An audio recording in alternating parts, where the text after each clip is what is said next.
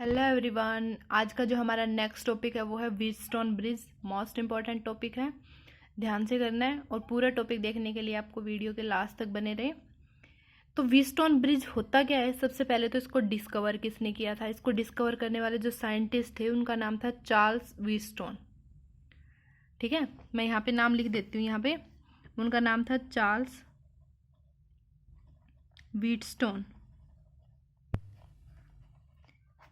तो उन साइंटिस्ट के नाम पे इसका जो नेम है वो व्हीटस्टोन पड़ा। आगे ब्रिज, अभी जो डायग्राम करवाऊंगी उससे बताऊंगी कि ब्रिज क्यों लगाया जाता, क्यों यूज किया इसके अंदर।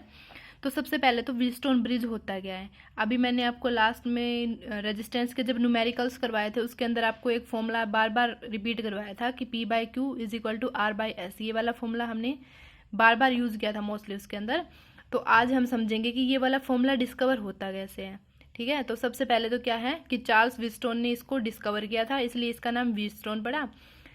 तो व्हीटस्टोन ब्रिज का यूज क्यों करते हैं हम? It is an arrangement use to calculate unknown resistance. Unknown resistance की वैल्यू कैलकुलेट करने के लिए यूज करते हैं। वैसे तो ये जो चारों ये वैल्यू होती हैं ये सारे ही रेजिस्टेंस होते हैं। ठीक है, अब इसका प्रिंसिपल क्या कहता है? प्रिंसिपल कहता है it state that if P/Q is equal to R/S, यानी ये जो P/Q है वो एग्जैक्टली इक्वल होना चाहिए R/S का। और कब हो सकता है ये इक्वल?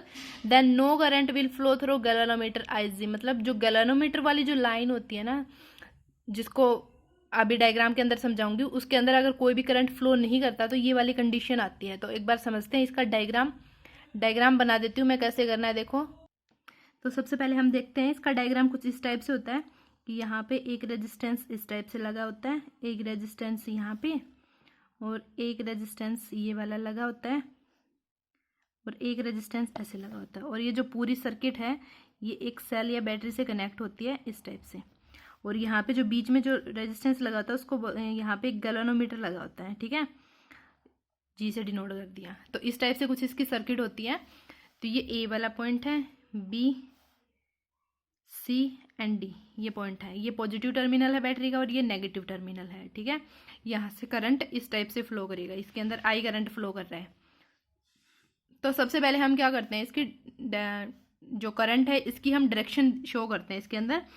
ये वाला रेजिस्टेंस हमारे पास P रेजिस्टेंस है, ये Q है, और यहाँ पे रेजिस्टेंस R है, और यहाँ पे रेजिस्टेंस कितना है? S रेजिस्टेंस है। तो सबसे पहले हमें पता होना चाहिए जो P/Q/R/S जो चार रेजिस्टेंस लगे होते हैं ये कौन कौन से होते हैं।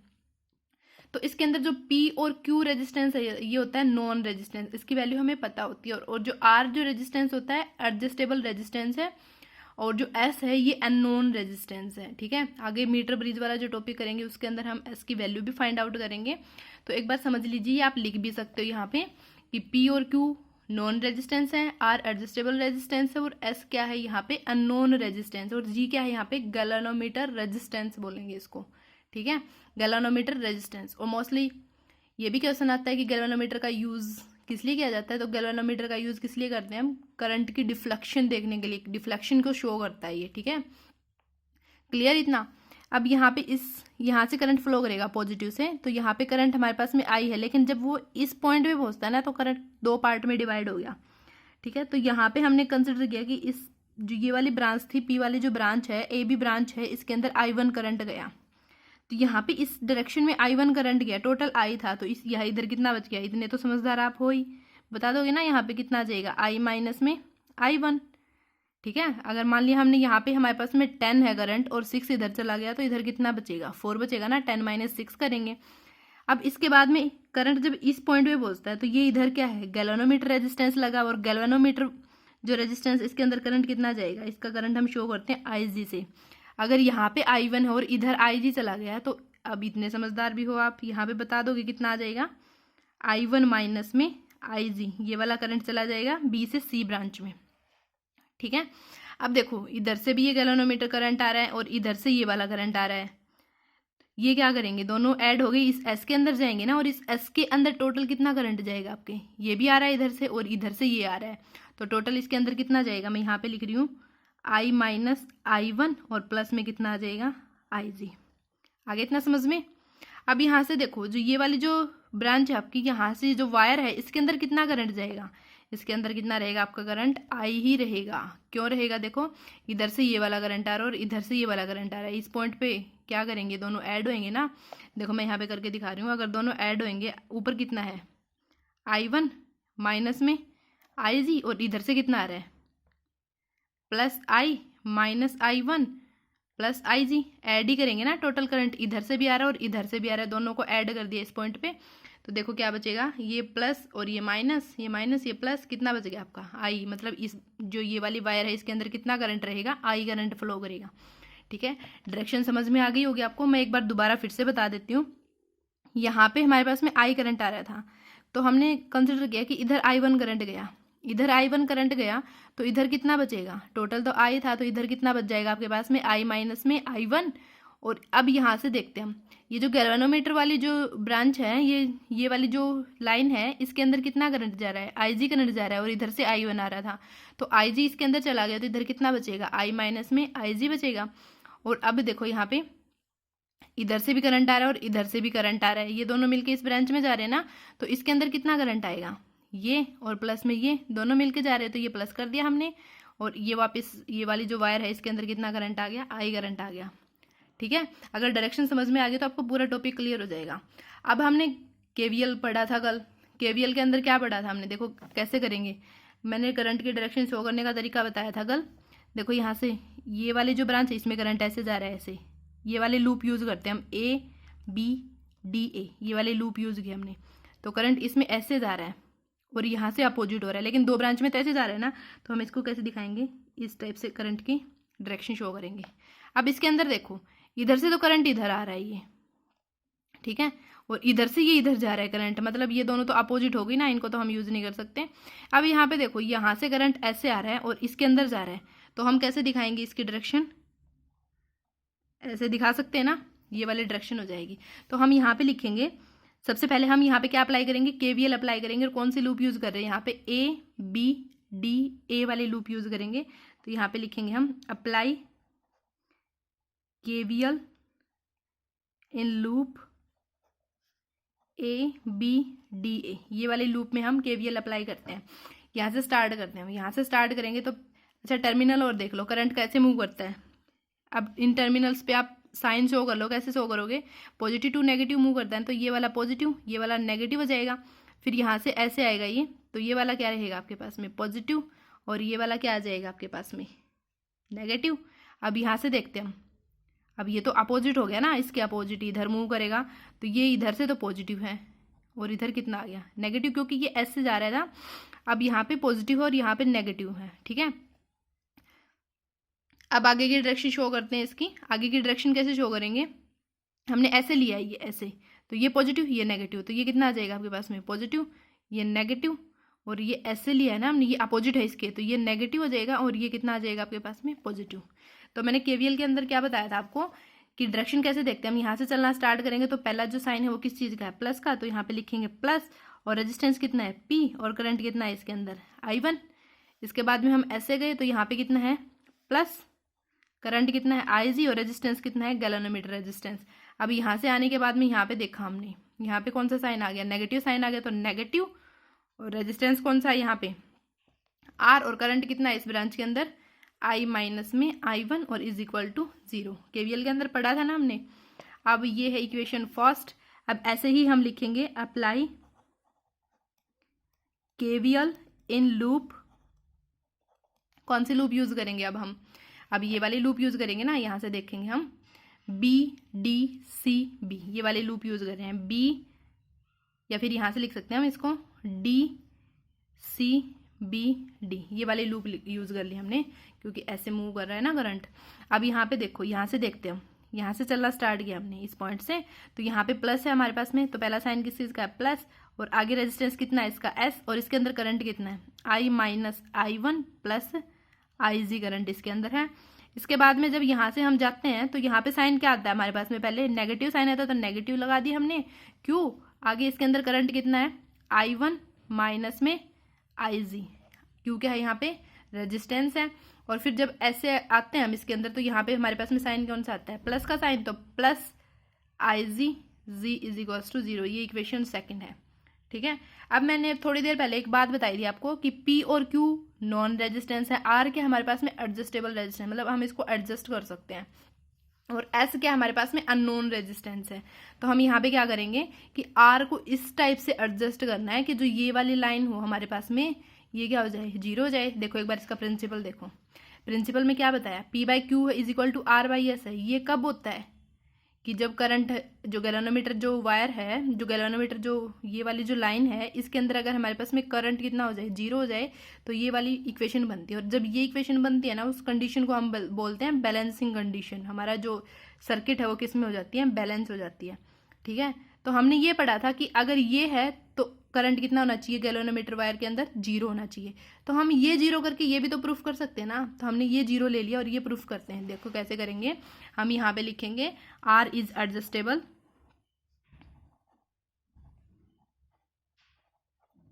Then I G is cost, मतलब आर को इस टाइप से एडजस्ट करना है कि आई जी की वैल्यू कितनी हो जाए, जीरो। ये पुट करनी है अब हमें both equation.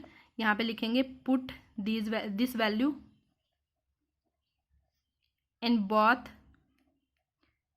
Equations. Both equation में ये वैल्यू पुट करते हैं, मतलब क्या वैल्यू पुट करनी है आपको, आई जी की वैल्यू जीरो पुट करनी है। पुट करो P I one, I G zero put करेंगे, zero into something zero, minus में R I minus I one, ये आ गया आपके पास में, और इज इक्वल टू जीरो। अब इसको हम कैसे लिख सकते हैं, पी आई वन कैसे लिख सकते हैं हम, ये माइनस का इधर आके क्या हो जाएगा, प्लस का, आर आई माइनस में आई वन, ये इक्वेशन हो गया आपके पास में, सॉरी थर्ड इक्वेशन है ये। ठीक है। ऐसे ही हम सेकंड इक्वेशन में आई जी को जीरो पुट करेंगे, आई जी को जीरो पुट करो, यहाँ पे कितना आ जाएगा, एस, यहाँ पे जीरो पुट करोगे तो यहाँ पे कितना बचेगा, आई माइनस में आई वन माइनस क्यू, और I minus I G, sorry I one minus I G है तो कितना बचेगा, ओनली आपके पास में आई वन बचेगा, और zero into something zero is equals to zero. ये प्लस का इधर आके क्या हो जाएगा, माइनस का, सॉरी ये माइनस का इधर आके प्लस का हो जाएगा, एस कितना बचेगा आपके पास में, आई माइनस में I one is equals to Q I one बच गया। क्या मैं इसको ऐसे लिख सकती हूँ, Q I one is equal to S I minus में आई वन। कुछ इफेक्ट पड़ेगा अगर मैं इसको इंटरचेंज करके लिख दूँ, कुछ इफेक्ट नहीं पड़ा ना यहाँ पे, समझ रहे हो ना ये दो। अब देखो यहाँ पे जो इक्वेशन थर्ड और फोर्थ इक्वेशन आई है हमारे पास, तो हम क्या लिख सकते हैं कि इक्वेशन थर्ड को और डिवाइड करना इक्वेशन फोर से। ठीक है। इक्वेशन यहाँ पे लिखेंगे हम divide equation third by four, third को फोर से डिवाइड करेंगे, क्या आ जाएगा आपके पास में, पी आई वन अपॉन में Q I one is equal to R I minus में आई वन अपॉन में कितना आ जाएगा, एस आई माइनस में आई वन, तो आई वन से आई वन कैंसिल, इधर से ये वाला कैंसिल, तो यहाँ पे कितना बचेगा आपके पास में, यहाँ पे लिख रही हूँ मैं P by Q is equal to R by S, और यही क्या करना था, हमें प्रूफ करना था ना। क्लियर इतना। अब देखो यहाँ पे मैंने एक चीज़ बताई थी स्टार्टिंग में कि जो साइंटिस्ट था हमारा, वो क्या नाम था उसका, चार्ल्स व्हीटस्टोन था। ठीक है। तो उसके नाम पे इसका नाम पड़ा था व्हीटस्टोन ब्रिज। अब ब्रिज क्यों बोलते हैं इसको, व्हीटस्टोन तो समझ में आता है साइंटिस्ट के नाम पे है, तो ब्रिज क्यों बोला। अब देखो यहाँ पे ये वाली देखो बी से डी, जो बी से डी वाली वायर है ना, इन दोनों को जोड़ने का काम करती है ना, मतलब एक ब्रिज का काम कर रही है, इसलिए हमने इसको क्या बोला, व्हीटस्टोन ब्रिज, इसलिए इसका नाम व्हीटस्टोन ब्रिज पड़ा। अब यहाँ पे कुछ इंपॉर्टेंट पॉइंट्स हैं वो समझाती हूँ मैं आपको।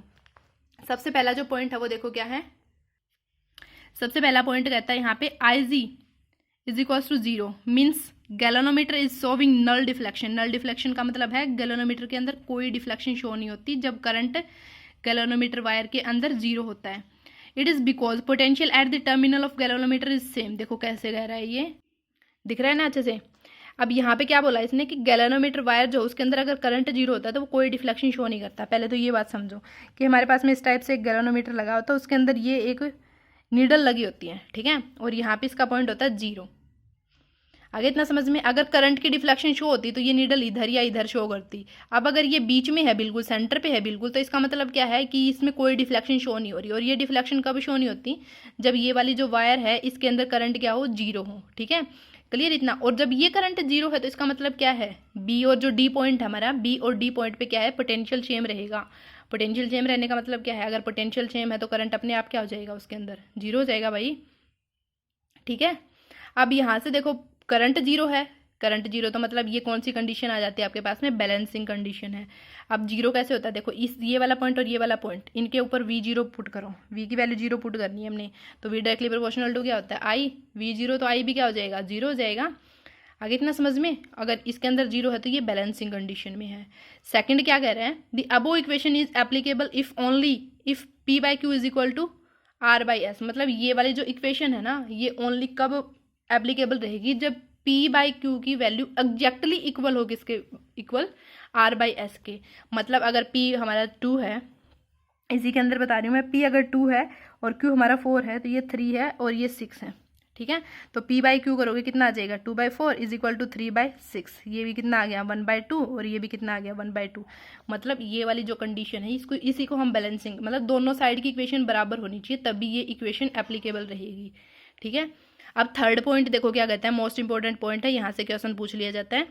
If we interchange the position of galvanometer and cell there is no effect on balancing them, मतलब अगर हम सेल को गैल्वेनोमीटर से चेंज कर देते हैं, सेल को किससे चेंज करना है, गैल्वेनोमीटर से चेंज कर देते हैं, तो उसके जो बैलेंसिंग कंडीशन उसके ऊपर कोई इफेक्ट नहीं पड़ेगा, ठीक है। कैसे नहीं पड़ेगा देखते हैं अभी।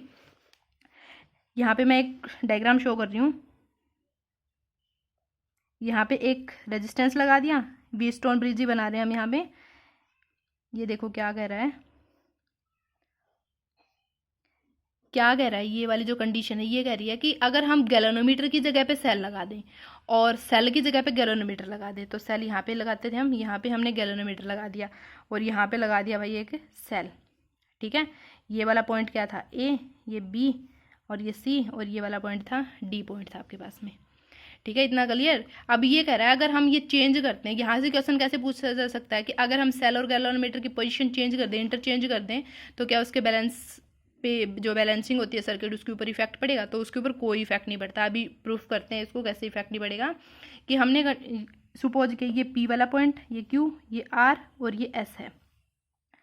पी की वैल्यू हमने कंसिडर की 3 है, क्यू की वैल्यू हमने ले ली 6 है, और आर की वैल्यू कितनी ली हमने 4 और 8 ली, ठीक है। अभी देखो एक चीज़ देखो, यहाँ पे ये जो बी और डी पॉइंट है इसी को जोड़ रहा है ना सेल, तो मैं इसको ऐसे यहाँ से उठा के इधर बना सकती हूँ, बना सकते हैं ना हम इसको। देखो यहाँ पे मैं एक बार ये व्हीटस्टोन ब्रिज बना देती हूँ, फिर बताती हूँ। यहाँ पे ये ए, बी, डी और ये सी, ठीक है। मैंने क्या किया कि ये वाला जो पॉइंट था और ये वाला जो पॉइंट था इसको उठा के बाहर निकाल लिया, मतलब बी और डी को ही कनेक्ट कर रहा है ना, तो मैं इसको ऐसे कनेक्ट कर सकती हूँ, कर सकते हैं ना ऐसे। मतलब ये वाला जो पॉइंट था ये वाला हमने बाहर बना दिया, और ये वाला जो गैल्वेनोमीटर है इसको मैं अंदर शो कर सकती हूँ, ऐसे कर सकते हैं ना, कर सकते हैं ऐसे, ठीक है। ये पी है आपका, ये क्यू है और ये आर है और ये एस है, समझ में आ गया इतना। अब अगर मैं सेम यही वाला डायग्राम बनाना है आपने, इधर जो डायग्राम बनाया है, अगर ऐसे ही डायग्राम बनाए और फिर देखते हैं ये बैलेंसिंग कंडीशन होती है कि नहीं होती, तो हम क्या करते हैं, इसको ऐसे चेंज कर दें, मतलब इसको ऐसे उठाओ भाई और ऐसे कर दो, इसको ऐसे करेंगे तो ये क्या हो जाएगा, ये डायग्राम कैसे बनेगा आपके पास में, ये डायग्राम बनेगा इस टाइप से, पॉइंट चेंज हो जाएंगे यहाँ पे, ये ध्यान रखना है आपने। ये बना दिया हमने, अगर हम इसको ऐसे चेंज करेंगे तो ये बैटरी कहाँ, जो सेल है आपका ये यहाँ पे आ जाएगा, ठीक है। ये सेल आ गया यहाँ पे, और जो गैल्वेनोमीटर है वो इधर आ जाएगा, ये आ गया जी। अब पॉइंट कैसे बनेंगे वो देखो, अगर हमने इसको चेंज किया तो ये वाला पॉइंट क्या आ गया ए, और ऐसे चेंज करेंगे तो ये कितना आ गया सी, और ये ऐसे किया तो हमने ये वाला पॉइंट बी और ये वाला आ गया डी, ठीक है। और वैल्यू कितनी थी, यहाँ से लेकर यहाँ तक की वैल्यू कितनी थी, देखो ये वाली जो ब्रांच थी, ए बी वाली जो ब्रांच थी ये पी था आपका, और बी से सी वाली जो ब्रांच थी ये कितना था क्यू, और ए से डी वाली ब्रांच क्या है आर, और ये वाली ब्रांच बच गई आपके पास में एस। तो पी की वैल्यू कितनी थी 3 यूज़ की थी ना हमने, ये 3 है और ये 6, और यहाँ पे था 8 और ये वाला है 4, ठीक है। तो हमने जो व्हीटस्टोन ब्रिज पढ़ा था उसके अंदर क्या पढ़ा था हमने कि ये वाली साइड इस साइड के अपोन में ये वाली साइड, अब यहाँ पे पी बाई क्यू मत कर देना, यहाँ पे क्या बनेगी अब आपके पास में, अगर इसके ऊपर अप्लाई करोगे आप व्हीटस्टोन ब्रिज, पूरी जो इक्वेशन कैलकुलेट करोगे उसके अकॉर्डिंग में आपके पास जो इक्वेशन बनेगी वो ये बनेगी, Q by S is equal to P by R, ये बनेगी ना, ये वाली साइड अपोन में ये और ये वाली साइड अपोन में ये, ठीक है। अब अप्लाई करके देखते हैं क्या इफेक्ट पड़ता है इसके ऊपर। क्यू की वैल्यू कितनी है 6 और एस की वैल्यू कितनी है 8 इज इक्वल टू पी की वैल्यू कितनी है आपके पास में 3 और आर की वैल्यू कितनी है 4, ये काटो कितना आ जाएगा 3/4 इज इक्वल टू 3/4। क्या इफेक्ट पड़ा? कुछ इफेक्ट नहीं पड़ा ना, हमने सेल को गैल्वेनोमीटर से चेंज किया था और यहाँ से गैल्वेनोमीटर सेल को देखो यहाँ पे ये वाला जो पॉइंट है ये ऐसे कहता है कि अगर गैल्वेनोमीटर को सेल से इंटरचेंज कर देते हैं तो उसके बैलेंसिंग इफेक्ट पे कुछ इफेक्ट पड़ेगा? कुछ इफेक्ट नहीं पड़ेगा। अगर यहाँ से कैलकुलेट करके देख लो आप, यहाँ से करोगे P/Q होता है ना ये वाली साइड अपॉन में ये, तो 3/6 इज इक्वल टू कितना है, यहाँ पे कितना आ जाएगा 4/8। अगर काटोगे तो कितना आएगा 1/2 इज इक्वल टू 1/2। तो यही तो कहता है ना कि मतलब ये वाली जो साइड है एग्जैक्टली इक्वल इसके साइड होनी चाहिए तभी तो बैलेंसिंग बनती है। और इस केस में भी क्या है, हमारी ये वाली साइड एग्जैक्टली इक्वल है इस साइड के, तो मतलब कुछ इफेक्ट नहीं पड़ेगा। अगर हम गैल्वेनोमीटर को और जो सेल है उसको अगर इंटरचेंज करते हैं तो कुछ इफेक्ट नहीं पड़ेगा। मोस्ट इंपॉर्टेंट टॉपिक है, ध्यान से करना है। आई होप आपको ये पूरा क्लियर हो गया होगा। Thank you.